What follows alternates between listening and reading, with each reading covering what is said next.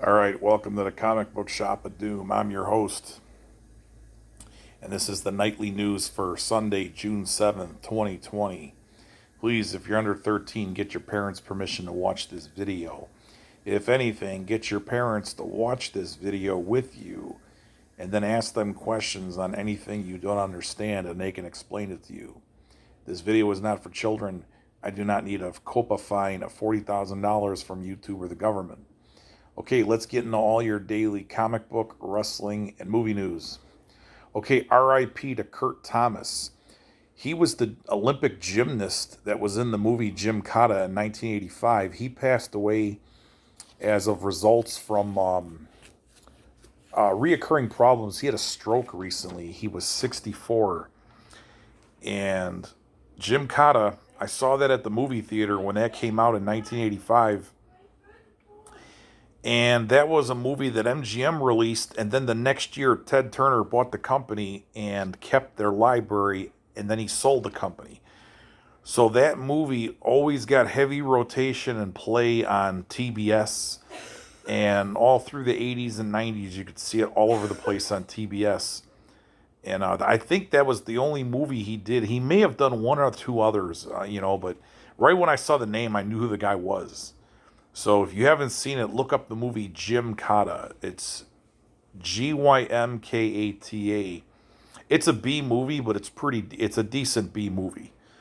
So he's the star in this thing. So he passed away. So condolences to his friends and family. Another person died, Claude Heater. He was 92. He was an opera singer, and he played Jesus in the movie Ben-Hur in 1959. So condolences to his friends and family. Okay, as a result of DC leaving Diamond Comics for their distribution, Mile High Comics has launched, quote, DC Sucks, unquote, 50% off sale.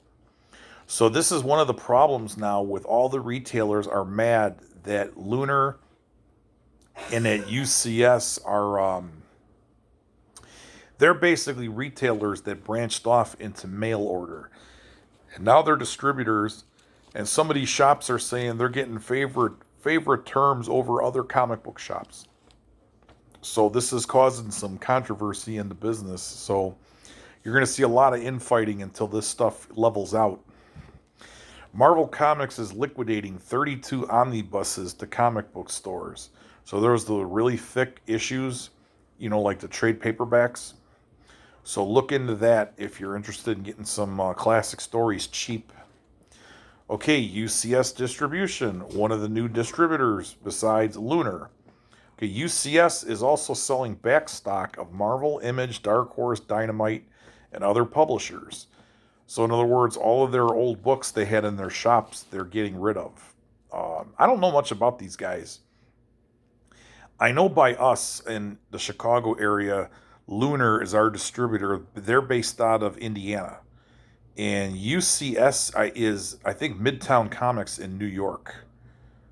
So that it's based out of New York, and then the other one was Indiana. So Lunar gets us. They distribute the DC books now. Okay, on HBO Max, they got new Looney Tunes cartoons, and we said the other day that them and Elmo were the most popular shows on that streaming service. Well, Looney Tunes is also banning guns. So Elmer Fudd could use other weapons, but he can't have a gun in these new cartoons. Okay, Punisher creator Jerry Conway. So he was a writer for Spider-Man. And then later on, he went on and he was a writer for TV shows like Law and Order. He is looking to reclaim the Punisher skull logo that's being used by a lot of police officers for different police departments. So this could end up into a copyright lawsuit where possibly Jerry Conway could be suing Marvel, maybe. So we'll have to wait and see on that. And maybe Marvel might be suing him. So I know Marvel is not going to give away the Punisher logo and the trademark and all that. That's too much money they can make off of that. I mean, they got movies and stuff planned with him sooner or later when they get the rights back from the Netflix show. So the Punisher, they're not going to let somebody walk away with it. So they'll be in for a fight with that. So who knows? We will have to wait and see. Okay, in your wrestling news, the team formerly known as the Revival, they're called FTR, and it means F the rest. That's their name, what it stands for. Okay, they did a Jim Cornette podcast yesterday, and they claimed that they're still negotiating with AEW. They said that they're under a short-term deal with them, just basically to wrestle the Young Bucks, and the rest of it is up to negotiations. So they're not 100% signed there yet. So we'll have to see how their feud with the Young Bucks goes over if they sign a long-term deal. Okay, WWE canceled 3 house shows in Japan in June. They were going to do 3 nights of house shows over there. And because of the pandemic, they postponed everything, so they haven't given new dates. Matt Hardy says AEW is the most fun he's ever had in his career. Eric Bischoff likes MJF as a heel, and he wishes he could have worked with him. Darby Allin is claiming that his match with Pentagon Jr. on Northeast Wrestling Show was what got him noticed and got him signed to AEW, that Cody Rhodes saw the match and liked what he seen.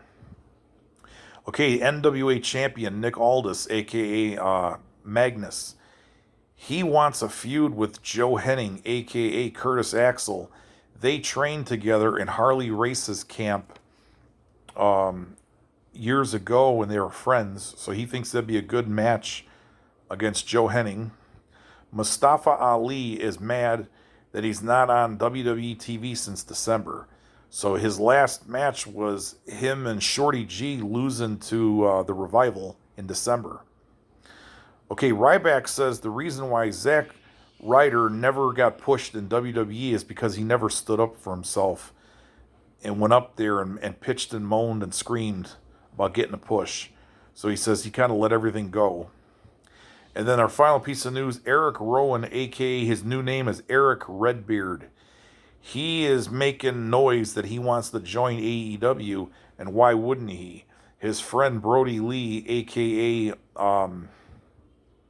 Luke Harper, is there as the leader of the Dark Order, and he could always use another member. Everybody have a good night.